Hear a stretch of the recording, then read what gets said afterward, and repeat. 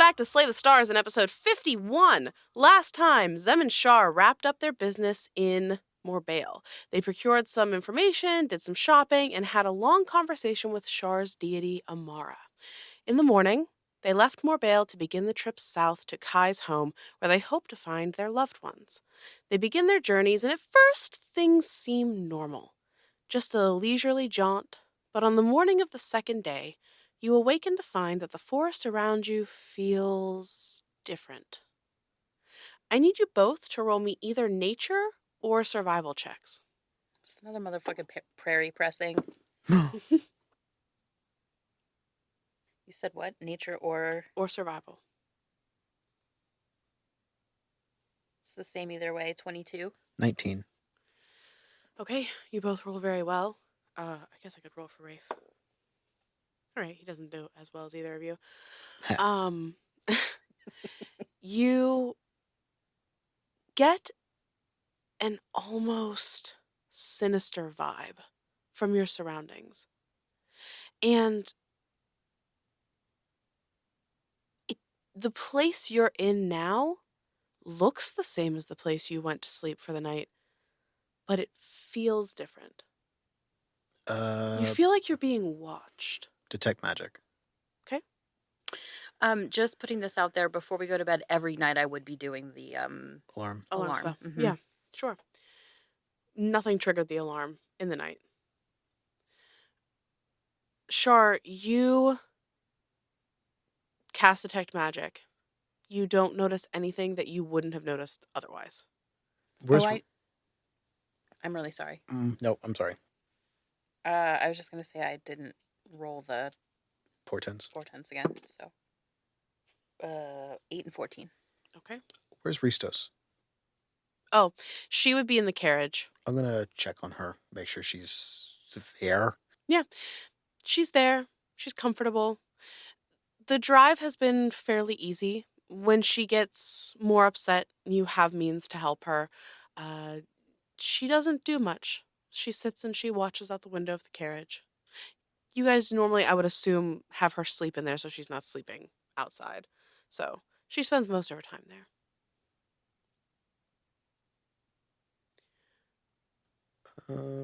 Something seems like I was watching us. Can I see, scope the perimeter of the alarm spell and see if anybody has been around us? Sure. Roll me another survival check. I would like to look at, like, is it nighttime still? No, it's morning. It's early morning, so you're just getting those, first rays of dawn.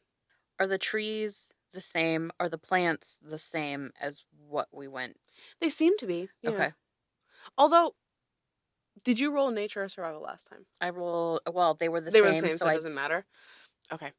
21. You don't notice any tracks around you.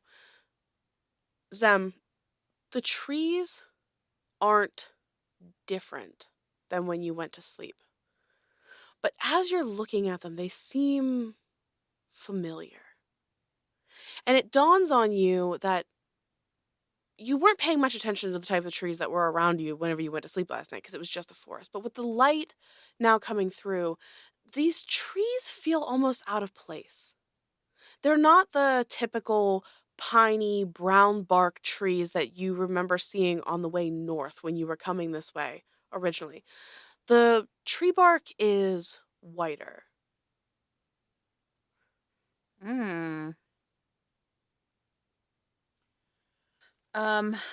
So, kind of like birchy, like what you would expect in, a cold climate situation. Yeah. Okay. Are they... Are we in, a clearing? Is this a forest, or is this, more open with some trees? It's more of a forest, and you're in it is like a clearing at this point, somewhere where there weren't a lot of roots, a more comfortable place for you to sleep. Are all the trees the same? Yeah, mostly. I mean, it's not a complete monoculture, but you see a lot of these types of trees, and you both start to smell something on the air. It's like this sweet floral note, but it doesn't smell like any flowers that you're aware of. Um, are there sounds? Like, do we hear birds and like chittering and Roll me a perception check.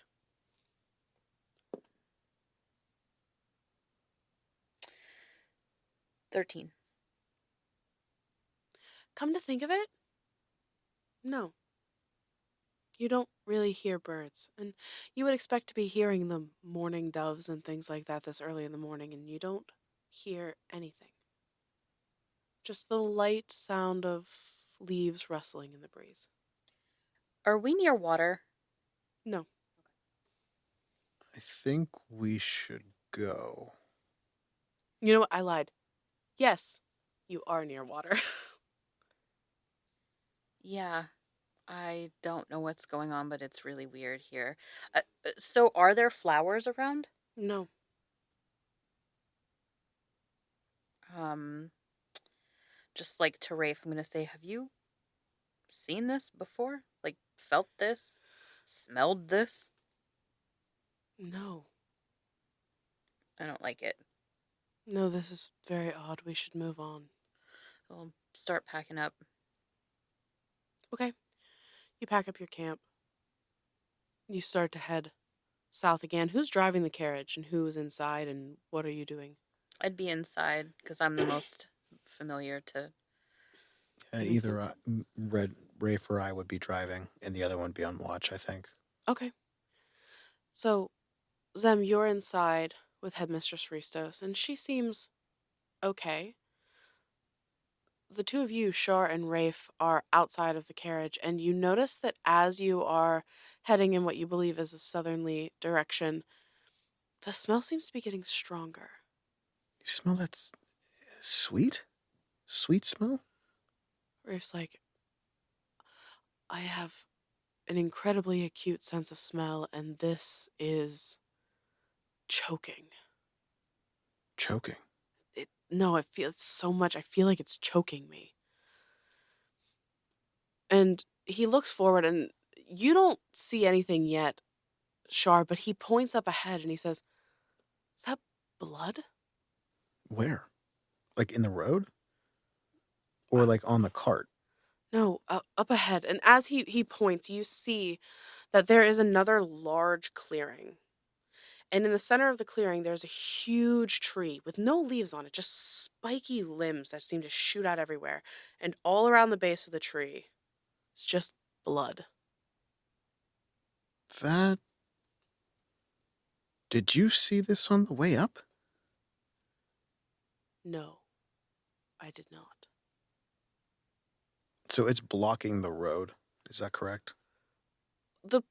What you are traveling on is less of a road and more of just like a worn path through the woods. Okay. And it's not blocking it. It's kind of off to the side. Skip it. I wouldn't go near it. Works for me. Yeah. Okay. As you start to try to skirt around this, I need Zem, you will have advantage because you are inside of the carriage. Shar, I need both of you to roll me wisdom saving throws.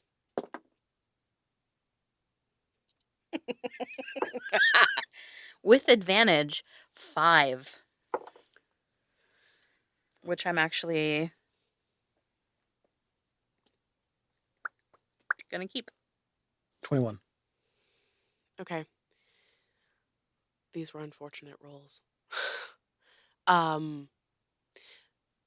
So, Shar, you don't notice anything change as you're trying to drive past.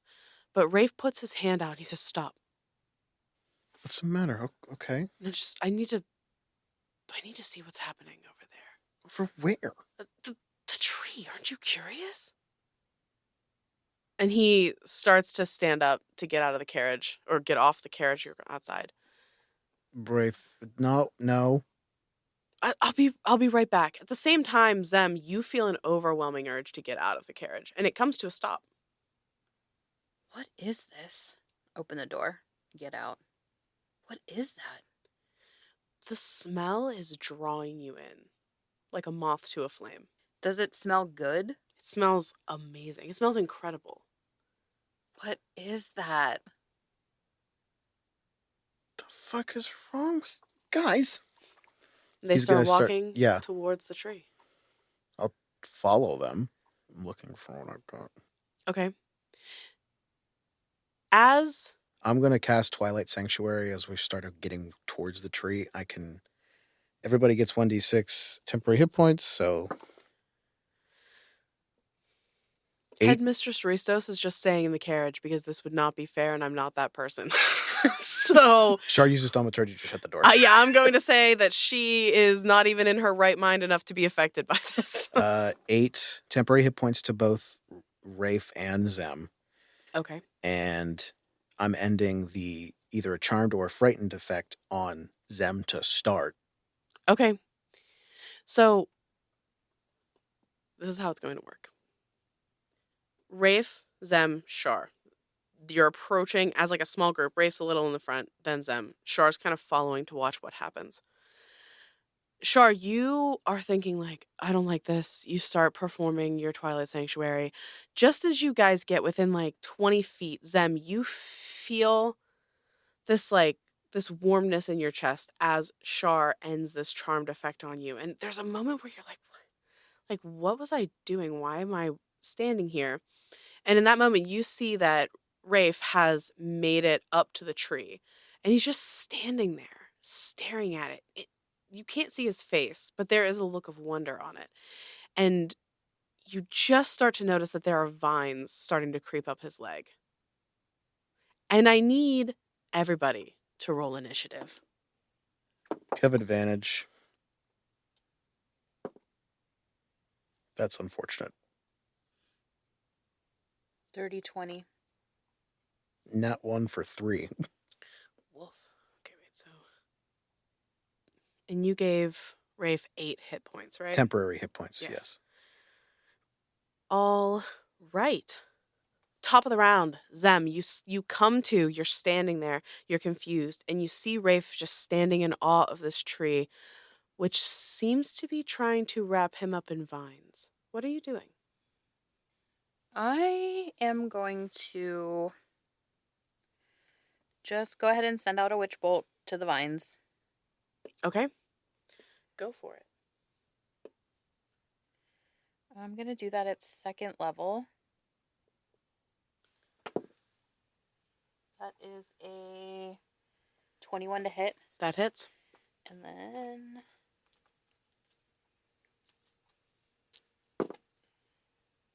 yuck. That is 4 lightning damage. Okay. You throw out your hand towards this and you see the lightning crash down on these vines and it takes them off of one of his legs, but they're moving up both. And so it does not completely break him free. Anything else, Sam? So like I was up with him, like I was close with him. So how far away am I from him? No more than 15 feet. I don't have anything. I'm not gonna get closer. I was gonna try and like grab his hand or something, but I'm not gonna do that. Okay. Next up is Rafe's turn. Just stands there as the vines continue to creep up his legs. And it is the tree's turn. At this point, you hear this creaking, snapping sound as it starts to move and shift. And Zem, first thing it does is swings out with a branched attack towards you since you hit it with lightning. That is a natural 20. Silvery barbs. Yeah, figured. It's a 13 to hit. Well, I use my reaction, for the silvery barbs, so that does hit. But no crit. Okay. Didn't we do something about my AC? No. No. Zem, you take 13 points of bludgeoning damage as you are struck by the branch. Okay. And it is going to then, it's a dirty 20 to hit. You watch as the vines that have creeped up Rafe's legs begin to constrict and start to try to pull him towards the ground. Sorry, quick question. Okay. So that hit me for damage, so I need a check, right? Yes, for concentration. Rolled a 19. Yeah, you're fine. You make it. Next up is Shar's turn. Am I within 30 feet of Rafe? Yes. Okay. Whenever they end my turn within that aura, remove the charmed effect if he's affected by it. Okay. So that's not when an action, it's an action to activate it. It's just whenever they end their turn. Okay. So there's that. As my action, though, Moonbeam Okay. on the tree. Okay. And I'm positioning so it's like on the other side, so it's not hitting Rafe. Okay. It is a con save. Yes. It's a lot. It's 22. Reroll it. 16. That does beat my AC or spell DC. So it's half damage, so 2d10 radiant. That's actually pretty good. 9 and a 8, so 17. Halved, so 8 points of damage. Oops, no, that's the wrong thing. and if it's a shapeshifter, it can go fuck itself. It is not. I mean, it's sort of maybe. I mean, it doesn't change its shape. It's just like one of these things that's like whenever it has false appearance, so it just looks like a tree until it attacks. But you know that now. So, are you moving, Shar, or anything with your bonus action? I'm making sure that I stay within 30 feet of both of them. Okay. And with my bonus action, no. Okay. Because I used a spell, so. Top of the round, Zem, it's your turn. All right, I'm going to... Well, you know what? Bonus action, patient defense. Oh, okay. Fair enough. Okay. I'm going to just continue focusing on the vines. Okay. Motherfucker. 3. Okay, with that, you strike again at these vines that are on Rafe's legs, and they do wilt and crumble and fall. He's still standing there. He seems to be almost unaware of what's happening to him. Okay. So my attack wasn't casting a spell, but it was... Concentrating on a spell using it, yeah. But it's dropped now because the vines are gone, right? Yes. So do I get to cast a bonus spell or no? I don't know how that works. Yeah, because you didn't cast the spell this turn, you just used it. So if you have a bonus action spell that you want to use, you can do it. Okay. 6 plus 3. That's how much she gets as temporary hit points right after. Okay. I want to try to... I'm going to try to mold earth between Rafe and the tree. Isn't that an action, though? Oh, wait. Is it? Yeah, I think mold earth is an action. So, I'm in spells. Sorry. You're fine. It's... I actually don't think any of my cantrips. You'd have to quicken it if you did it. And I don't think you do. That. That's what I was looking at. I don't, because I have twinned and seeking and careful and... I wish they were all in one spot. This is really... It is subtle. Yeah, I don't have that one. Okay, so then I don't have any spells that are bonus actions. Okay. So, with that, it is Rafe's turn. You said that the charmed effect ends at the end of his turn? The end of last turn was when it ended, if he was within that 30 feet. Actually, can I throw... Just, like, reach down and throw whatever... I'm trying to get Rafe's attention, so could that have been my bonus action? Sure, that's fine. You reach down, you throw like a little rock towards him, and you see in that moment, whenever it like hits his leg or whatever, he is sort of like coming to and looking around, and he looks confused, but he sees what's happening. He sees this tree that's like moving about in front of him, and he is going to lash out towards it You have 9 temporary HP, by the way.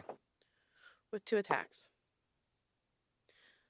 That is an 18 to hit and a natural 1. So you watch as Rafe's hands elongate once again, and he takes a swipe out of this thing, almost like hesitatingly trying to figure out what this is.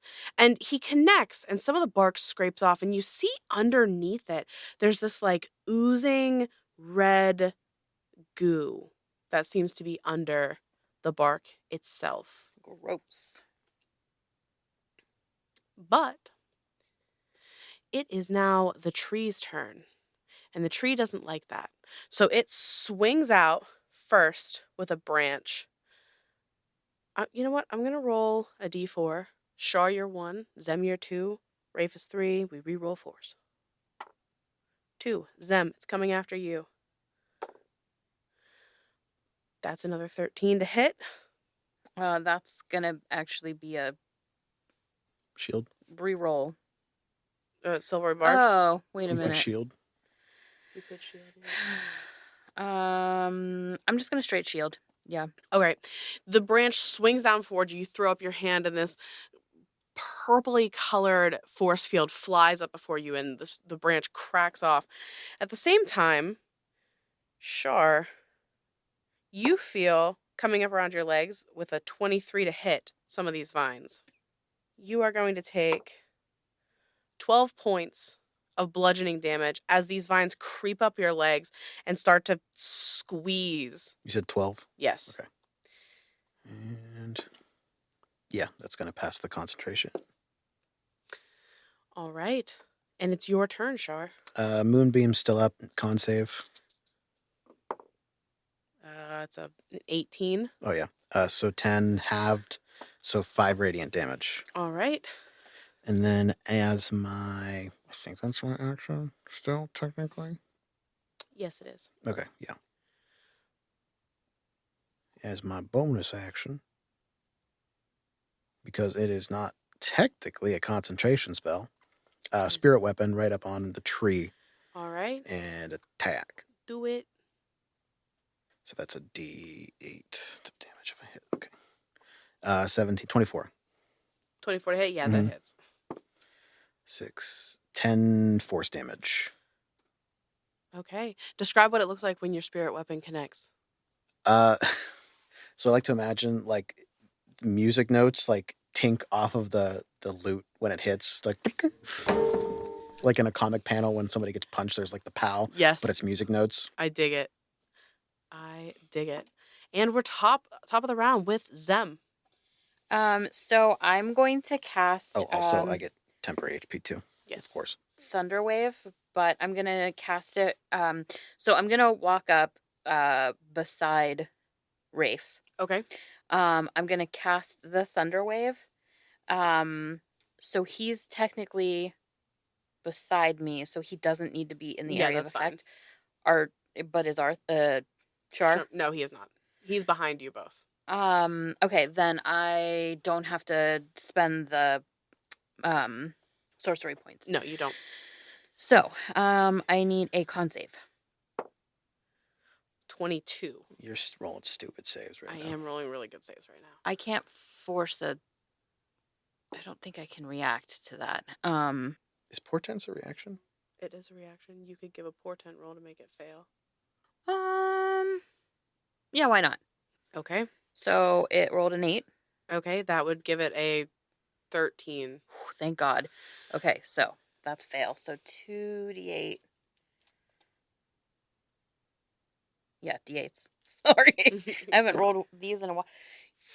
What was the roll? Is a 7 and a 2.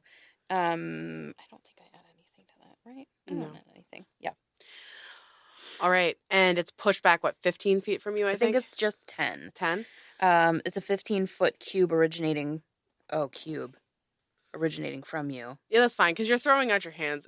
I'm not going to... Rafe is not in it. You're fine. You can shoot it at a diagonal. You can't. So you push out your hands towards this thing, and there's this concussive blast, and you hit this tree, and for a moment you're like, oh, like, I mean, what's gonna happen? Am I gonna knock it over? And you see the roots from the ground lift up, and the tree is actually shoved backwards the 10 feet. Like dragging the roots through the ground? Mm-hmm. Damn. Anything else, Sam? That looks cool. I'm a little impressed with myself. Yeah. I just kind of smirk, and then I just look at Rafe like, He looks back at you, and he's like, pretty good. And you watch him. He disappears from the space he was standing in, almost like smoke. And you watch him reappear on the other side of the tree where it was. And he's going to take 2 more attacks at the tree. 16 to hit, that hits. 19 to hit, that hits. So, not great damage. He manages to hit with his 2 strikes, but you can tell that because he's basically clawing at this thing. He's not, it's so thick. He's having a hard time getting through. But you do see that there's just like pieces of bark and this sloughing off. It looks like coagulated blood gross. coming out of this thing. Like chunks. Yeah. And with that, it is the tree's turn. So I know that I'm going to fuck this up at least 3 more times before the end of this game. It's at the start of the creature's turn when Moonbeam starts, and we have fucked this up every time. It's fine. I don't even. Do you want to just change it to start of my turn? Yeah, I don't even. I Okay. hate Moonbeam as a spell. The way it's worded, it's dumb. I think spells should just happen on people's turns so it's not confusing. So this is fine. Cool. We did right. I want to make sure that, like, because I have fucked this up 100% of the time. Oh yeah, we both do it all the time, forever. Shar, in this moment, you feel that these vines, they were just squeezing before, and now you start feeling something piercing. Maybe. That's a 15 to hit. Misses. You manage to, I don't know how you avoid this. Maybe you have thick pants. I don't know. I do have the stockings. Sure. Like your the wrappings. stockings and your wrappings and your pants are managing to hold back the piercing thorns coming out of these vines, but you can tell that it's not going to last forever. First thing it's going to do, odds it's Rafe, evens it's Zem. Zem, you are... That's a lot to hit. It's a 27 to hit you. I don't think I used my reaction because that's the only thing that goes. So I'm going to Silvery Barbs. Why can I not remember the name of that? It's still 13 to hit. Jesus. So, Zem, you get cracked with one of these branches. Could be worse. Could be worse. It's bad damage. For 13 points of bludgeoning damage. Okay. And it is going to try to grasp you with one of its roots. That's a 19 plus 9, 28 to hit. Mm-hmm. Zem, you take another 11 points of bludgeoning damage as these vines shoot up out of the ground and start trying to drag you down as well. Shar, it's your turn. Okay, con save to start. I'm sorry. The second failed. amount of damage. What did you say? 11. Yes. Okay, 12 radiant damage All to right. start. I'm going to move the spirit weapon loot over to the words. The vines that have Zem. Okay. Where did my D20 go? There it is. And just attack those vines. Okay. 18 to hit. That hits. 7. Doesn't matter. The vines around you, Zem, are immediately just destroyed by these music notes from the spirit weapon. Right. And then before I forget, at the end of Zem's turn, you get 8 temporary hit points. So you should have taken 8 less. I had 9 from before. Oh, did it not? Oh, then no, never mind. Because it's choosy. And then Rafe also gets 6. All right. And then I now get to choose my own adventure for 6, 7, 8. So they go up. Okay. And then that's it. Top of the round, Zem. It is your turn. So I'm done fucking around. I like to hear that you scream that in his head. I'm not fucking around. How bad do you look right now? I look bad. So I'm gonna try some crazy shit. Okay, let's see it. So the ground that's torn because it got pushed back, are there roots in the ground there? There are like pieces of broken off roots. Yeah. Broken off but not attached. There are still roots attached to it, but like, you know, they're not. So it has been completely derooted from the ground where it was standing. So like in my mind, what I'm picturing is I want to reach my fucking hands into the ground and Okay. like I'm still perfectly fine with rolling, but like what it looks like to me is that I reach into the ground and I light it up with a witch bolt at 4th level. Roll to hit. That is a 19 to hit. That hits. And that is, I think, every one of these that I have. Do you need more D12s? I got you. I was going to say, I have a bunch right here. I got 4. I'm good. Okay. Please don't fuck with me. 19. Oh my god, I got a 12. 22, 31, 32, 33. Describe what it looks like when you kill this tree, Zamira. You know when lightning hits a tree and it burns from the inside out? 100% yes. It's that, but from the bottom up instead.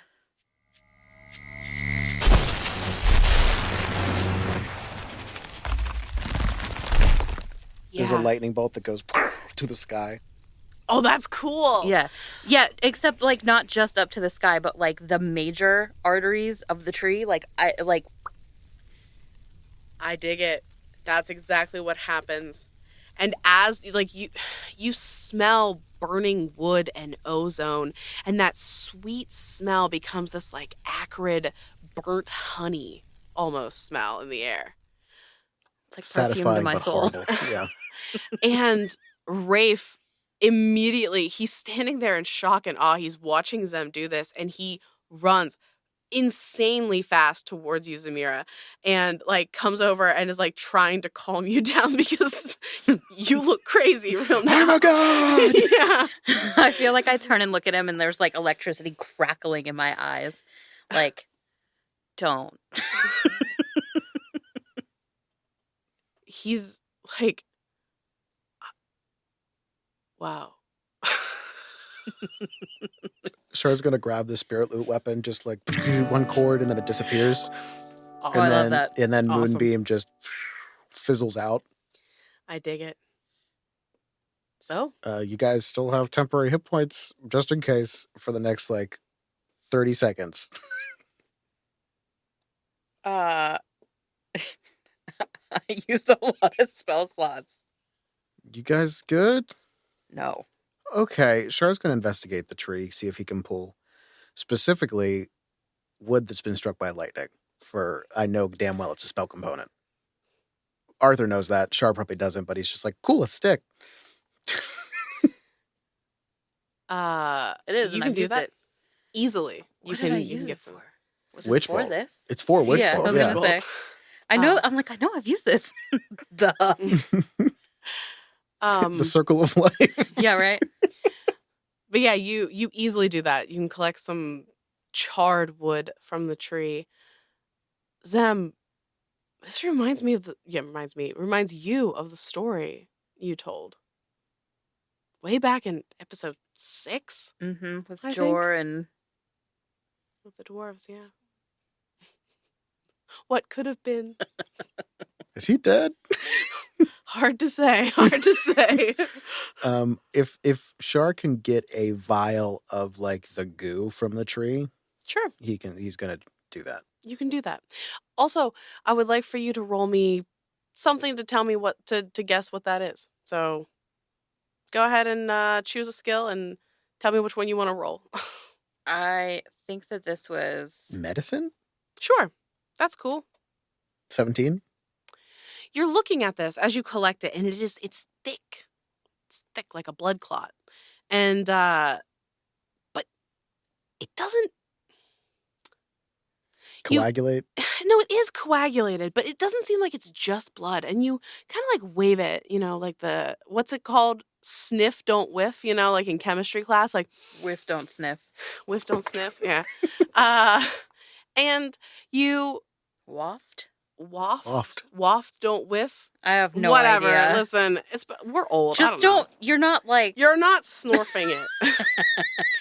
But Char, you smell that like iron smell, like pennies, like blood, but you also smell that sweet honey smell coming from this. It's weird. Does everything like smell of that, like that sweet honey smell? Well, it seems like it was mostly coming Or from is it the just tree. like, from the tree? Yeah. That's it. It's not like around. No, it seems to be coming from the tree. And now that you are looking around, the ground around this tree had been fairly like covered with leaves and detritus and things like that from the forest. But as you're looking around the area more, you see bones and things like that from small animals, some larger animals like deer that have been consumed here. Damn. Is it still on fire or? Yeah, it's burning. Hey, I think we should go. You see Char like pack something away in his bag. Mhm. I'm gonna grab a couple extra twigs that are not like necessarily burnt. I like things. Sure, yeah. Collect all the things. I want to bring something back to Kai. She will like it. Mhm. I'm still like coming down from that high of like. So,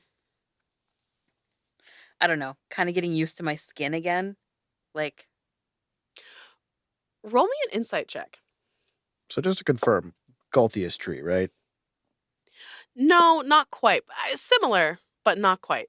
Something else. I just need something for my notes. Gulthy-ish. Yeah, golfy-ish tree. That's what it is. 11. Good lord. Okay. Rafe is there.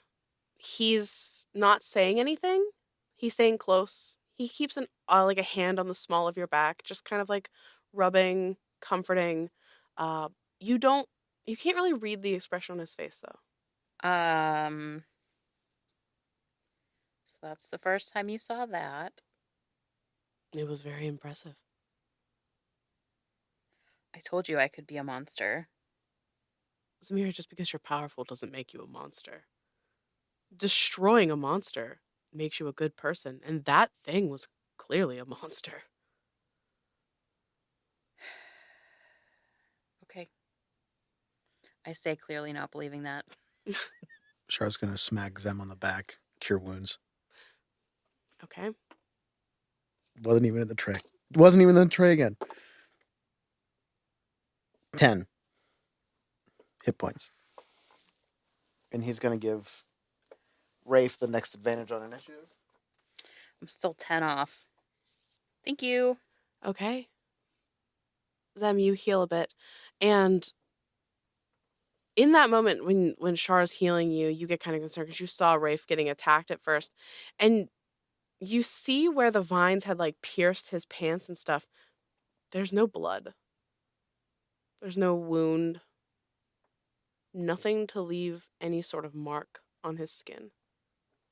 Are you wounded at all? I was, but I'm fine now. That is handy. Yeah. I'll drive. You want to keep her company for a minute? If you think that you can handle it. Or you can go in and I can sit out here for a little bit. I've got some excess energy I need to burn off. It's called ozone. By the way, that's literally where I was going. Not. Yeah, I'm aware. Yeah, that's fine. I'll see if I can keep Risto's company. And shuts the door. Okay. When you get inside, Char, you notice that If she's gone, I'm gonna lose a shit. she's dead. No. Son of a bitch! No, she is not panicked, but she looks a little stressed, and she's looking at you with her brow creased a bit. She's gotten used to you over the past day or so of traveling, so seeing you isn't an issue, but she looks concerned. for whatever was happening. She heard all of that. Yeah. Yeah, probably. Are we traveling with a demon? No. No. I don't think so. Off in the distance. There's only like a 10% chance. I mean, That'd be dope. Half celestial, half demon. Be weird as shit, but man. little Nicky. Little Nicky. I have not thought of that movie in so long. I'm going to start talking out of the side of my face. What a dumb movie. Oh, God, I love Adam Sandler. I do. He's wonderful. Just, hey, we're good. It's all right. Roll a persuasion check. It's a minus, but it's 15 minus 1, so 14. All right. She starts to calm a little bit and relax back in her seat. Char's just gonna like keep a hand. Just make sure she's okay. Yeah. And she's comforted by that. And she just sits, watches out the window. Zem, meanwhile, what are you doing? Are you okay with all of this? I don't know what you mean. Like, I don't know. Like, this existence that you have is long and weird. It is long and weird.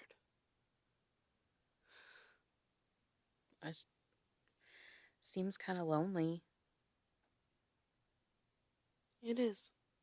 I know something about that. So I'm just saying, like, are you okay with all of this? No. Is there anything that I can do for you? You already are. You've given me something to do, something to be excited about. I mean that in a lot of different ways.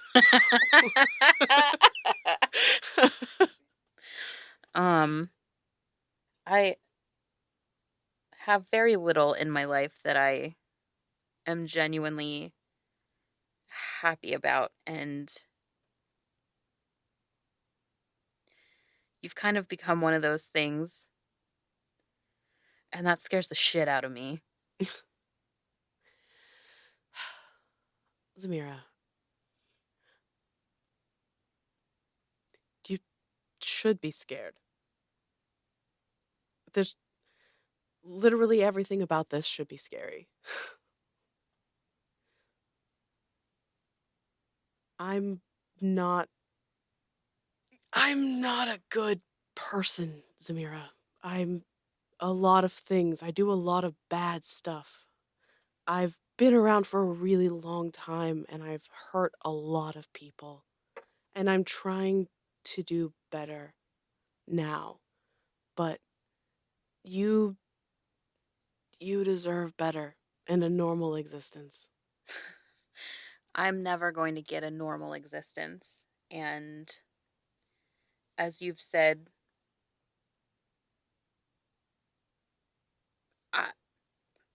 I don't think you're the monster that you think you are.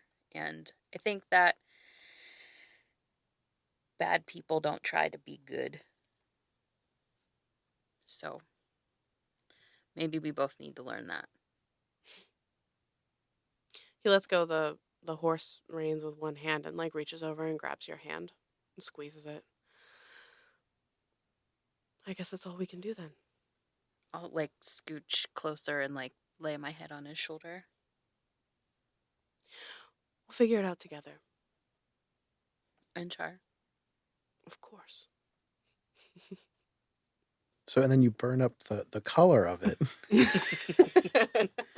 And that gives it that nice little tint. And I could probably hear like Risos going, "Stop the fucking." She probably finds it like weirdly comforting. Like, oh.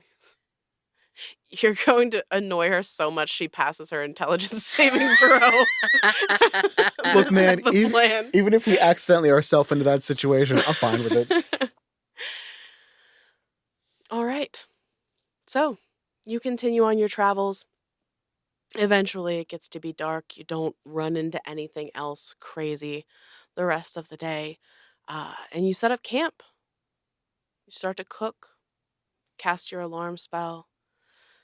Things are going fairly normally. Anything y'all want to do tonight? No,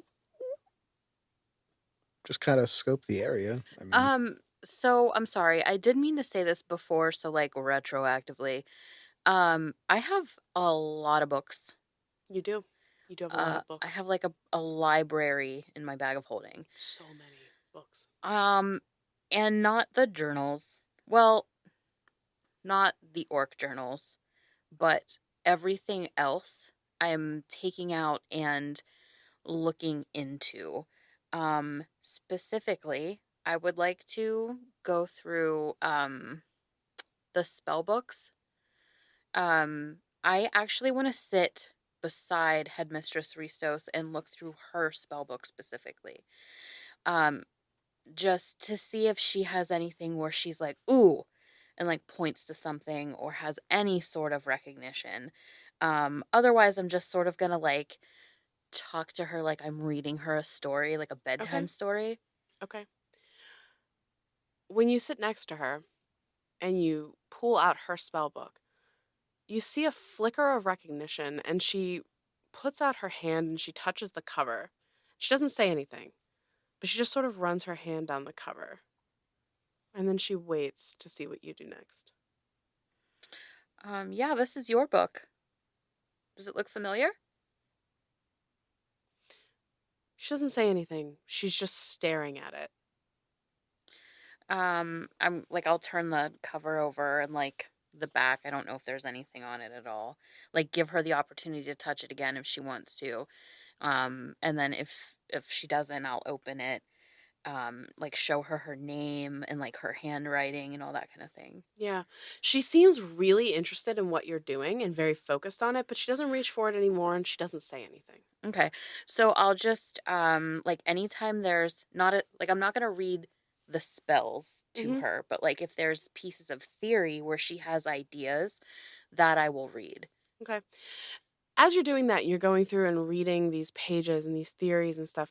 You see that every once in a while she takes out her hand again and she starts tracing over some of the sigils. Like she's trying to remember. Like the things are there and they're memories, but she can't quite connect the dots, right? And she's listening so intently to everything. And this is one of the first times that she's not like muttering or mumbling, like she's really engaged in this moment with you. Nice. Yeah, so that's what I'm going to do with that book like the whole way through. Okay. And just say like, what do you think that means? Like exactly like you would with a child. Yeah. Um and then if she's still awake, if she's not getting like I'm done with this or whatever, I'll do the same thing with Zima's Was it Zima? mm-hmm. Okay. Yes. with Zima's spell book.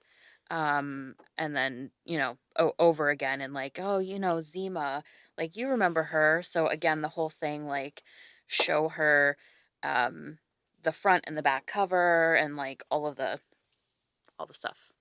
It's an unfortunate role.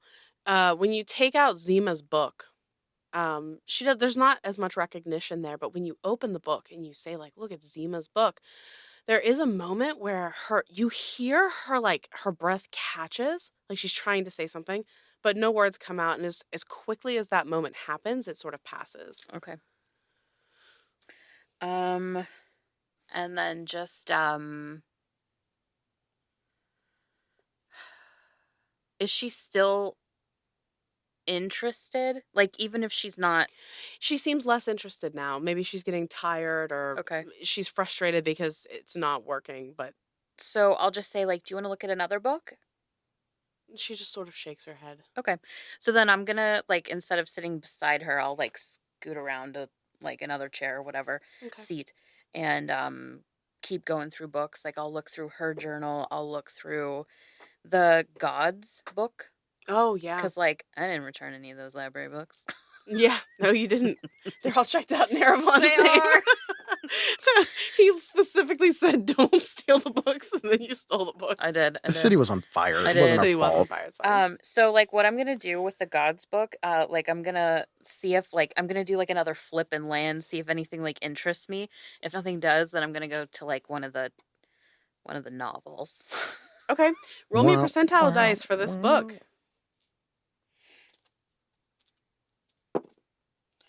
98. Damn. Good thing this isn't Cthulhu. For real. That's you're dead. So you flip into the book and you get almost to the end. And this book, as we talked about, is a little strange because there's a lot of different handwriting. Things have been added and changed and amended by at least 4 different hands that you can see in this book.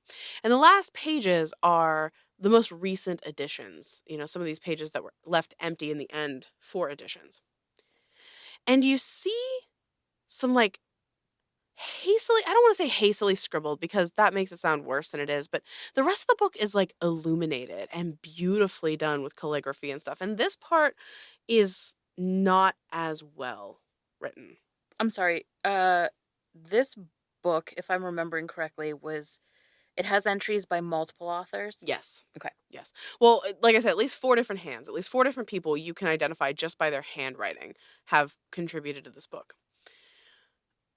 And this last portion of the book deals with the pact that was made. But the person writing about it seems to only have secondhand knowledge.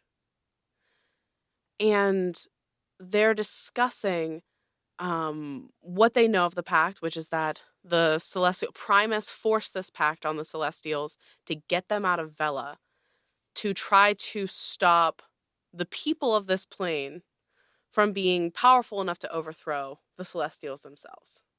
And there was some upheaval amongst the Celestials. Some of them didn't want to leave, some of them did. And the person writing this is postulating different ways that the gods could still influence the plane, whether through astral projection or sending their own emissaries here from other places, a la Alias and people like that. And basically, it is a tirade and a rant saying that this was foolish because it just causes these very powerful beings to be sneakier and to find other ways to work in the shadows. Interesting. That's it. And I'll close it shut and pull out the novel. Start reading the smut. Okay. Char will carry Aristos back to the so she can actually lay down and sleep. Okay. You do. Tuck her in. Not lock, but like close the carriage so that, she's the safest of all of you. You're damn right. Yep. She must be protected at all costs. So, with that, you all are going to head to sleep. And when we pick up the next episode, we are going to start at Kai's. So, before we do that, is there anything else that during this travel you want to happen or to occur? I want one evening where I want to attempt to take one of the pills, the sleeping pills, Mm-hmm. to see if it has any effect on my dreams. I am telling both of them that I'm doing this because, like, with a sleeping pill, I'm a little afraid. Yeah. But what I'm hoping for is that I'm too deep to be affected. But, like, if I'm not deep enough and I can't get myself out of the dream, like, I'll need them to be watching. Okay. Shar, anything that you are hoping to accomplish? No, not really. I don't think.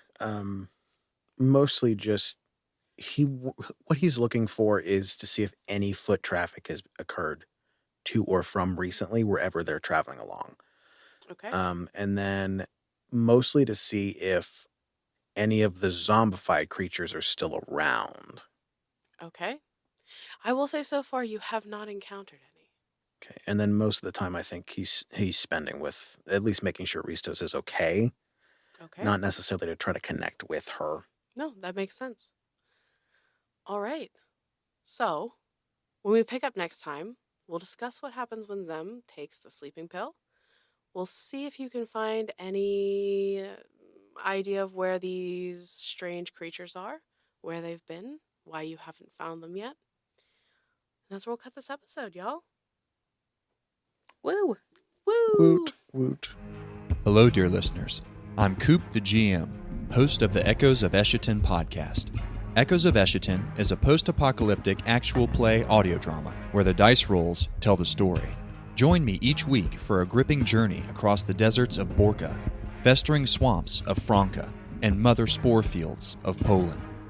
These mature tales abandon whimsy and embrace the dark with grit, gore, and a glimmer of hope.